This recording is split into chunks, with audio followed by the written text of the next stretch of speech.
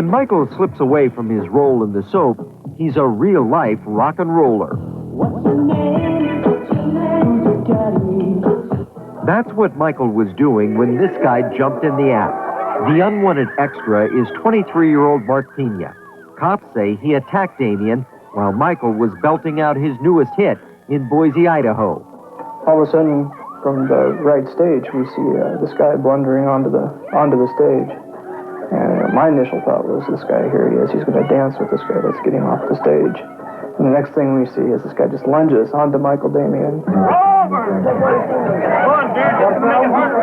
Deputy Corby Christensen sprayed Pena with pepper mace. Christensen claims the 23-year-old confessed to slamming down 12 beers before he slammed down Damien.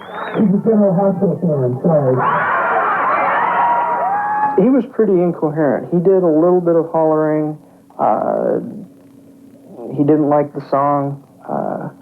He didn't like Michael Damien. I think he was kind of mad at the world, and this was like a unique way for him to gain some attention. He's still not going to jail on pressing charges, all right? Pena says he was trying to gain the attention of his girlfriend, Treva Taylor, and that he was jealous about the way she feels about the sexy soap star. I didn't know what to think. You know, I was scared. I was wondering if he was going to attack any of me or my friends. The story that I've heard is that he was jealous because he thought you had a crush on Michael Damien, and that's why he attacked Michael Damien. I don't have a crush on him. I don't even know Michael Damien. You know, I've heard his albums before. I didn't know who he was or anything, so I don't understand why he did it for me. I was mad, though. Treva says days before the attack, Mark, who she claims is not her boyfriend, seemed to have a sick obsession with Damien. And he started talking about Michael Damien all the time, and he did this weird dance with one of those paint masks over his face and a stick, and he was saying Michael Damien, and he just always asked all the time, is Michael Damien going to show up? Treva was horrified as she sat and watched the attack with her best friend, Brandy Greason. Brandy talked to Pena in jail after he was arrested. He told me that he was feeling really well. He was feeling better than he had in a long time. And after the attack? Yeah. Michael was visibly shaken, but tried to laugh it off. Did any of my hair get out of place when that happened? He even had another fan on stage, but this one he invited. But as time passes, the reality of what happened is setting in, and his personal assistant, Pam Brantley, says it is casting the soap star in the unusual role of a recluse. He's been getting dizzy. His body's still real sore. He thought he was being stabbed. He's, you know, the pain, the what he felt in his chest and his ribs, he thought he'd been stabbed. The doctor who examined Michael says physically he's fine. He's recovered from all of the injuries sustained in the brutal attack. But emotionally, he's beaten.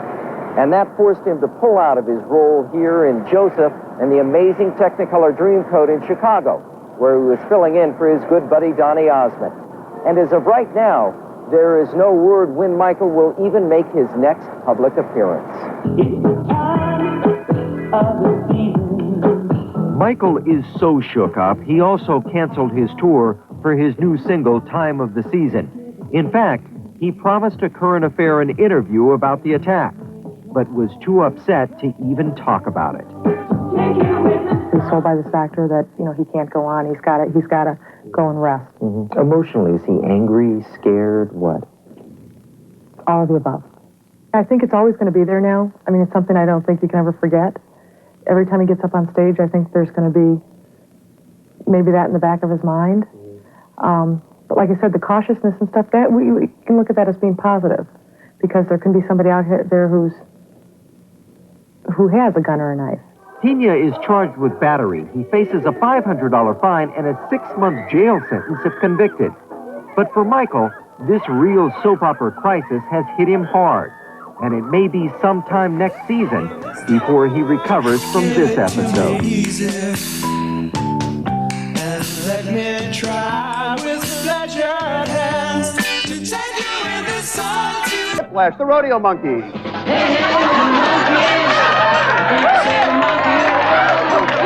who let the dogs out?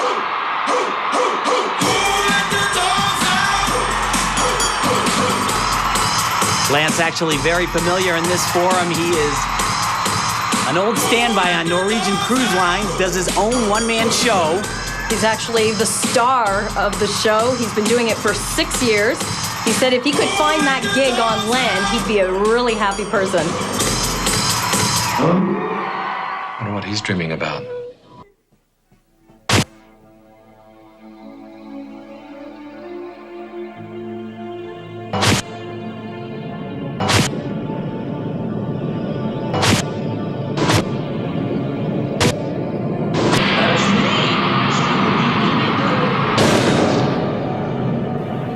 That dog makes me nervous. Who said a turkey can't hang by just one spur? And this paintbrush broom, you could paint your log house with that thing, Charles. But you know, beyond the spurs and the beard, we had a tremendous experience this morning. And that gobble of the wild turkey, the gobble that's echoed throughout all these hollows here this morning, is one that has turned people on, millions of people all across this great land. Thanks for what you do to keep them gobbling. Thank you, Rob. Well, let's check our safeties. Yep. Safety on? Mm-hmm. Where's your second safety? Up here. Up here. All right, let's go hunt. All right. Do you hear something?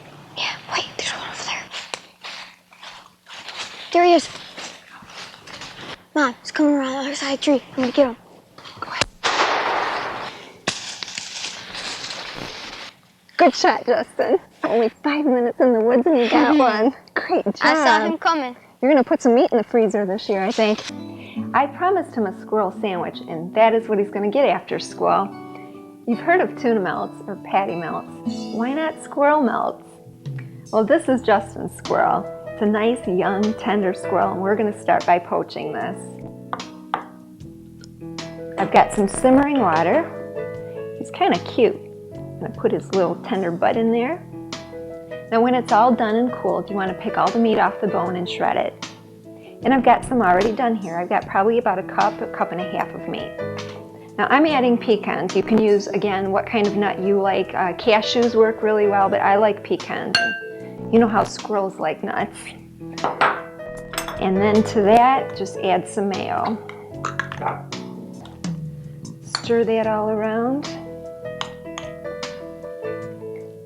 This makes a nice weekend snack, maybe while watching a football game, or you can take it to a tailgate party. We're just gonna get these on some English muffins now. Oh, and it smells good. I'm sure this is good cold too. And there they are, squirrel melts. These are really nutritious, tasty, and they are gonna be simply delicious. Perfecto. Cheese is all nice and melted, and the squirrel salad is all heated up.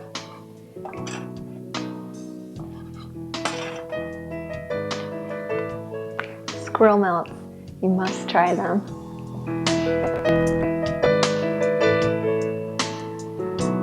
Is that tea you're making?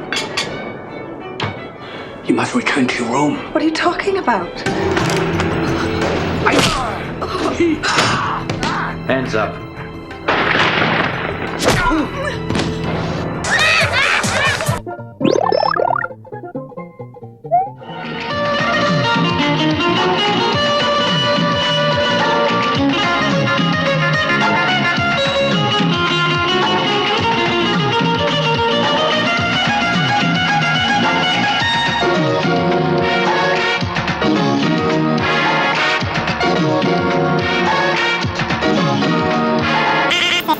I see.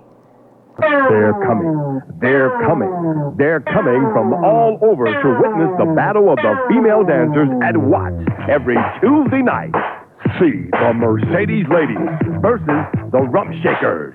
Also, the Heartbreakers versus the Love Makers. It's the best booty battle in Detroit, featuring main attraction, Brownie, China.